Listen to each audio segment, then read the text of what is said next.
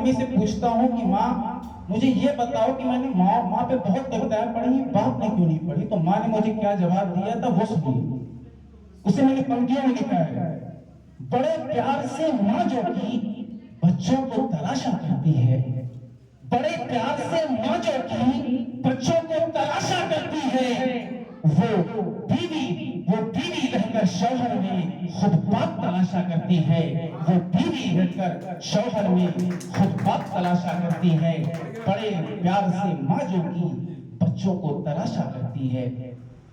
और जाने क्यों अल्फाज नहीं लिखे तूने कमजर कलम, ऐ कलम जाने क्यों अल्फाज नहीं लिखे तूने कमजर कलम, ये वही बाप है जिसकी हर माए अभिलाषा करती है, ये वही बाप है जिसकी हर माए अभिलाषा करती है। बहुत सुंदर, बहुत सुंदर। मैंने उस बाप की पीड़ा को देखकर एक पुस्तक आप लोगों की आज्ञा से बाबुल पुस्तक मैं लिख रहा हूं, तो उसी की एक पंक्तियां हैं, कुछ पंक्तियां आपको सुनाने का प्रयास करूंगा कि जब बाप की मां गुजर जाती है, जब मेरी दादी का रूह इस भूमि जमीन से प्रवास की, तो मैंने पिता की कैफियत को देखा, उन्हें पढ़ने का प्रयास किया और उसे पंक्तियों के माध्यम से उतारा है।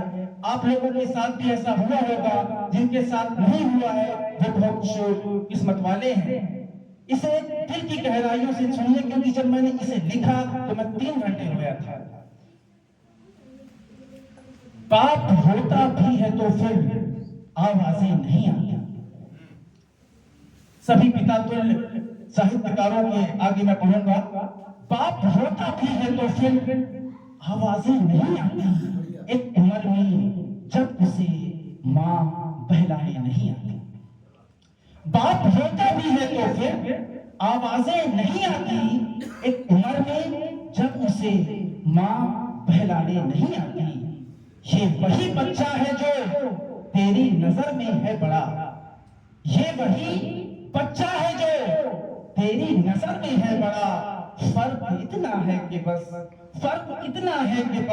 माँ फुसलाने नहीं आती, फर्क इतना है कि बस माँ फुसलाने नहीं आती। और झुर्रियों में कैद होकर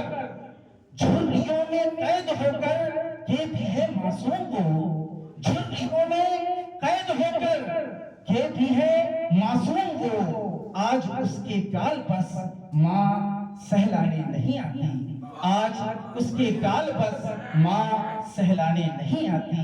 बाप रोता भी है तो फिर आवाजें नहीं आती।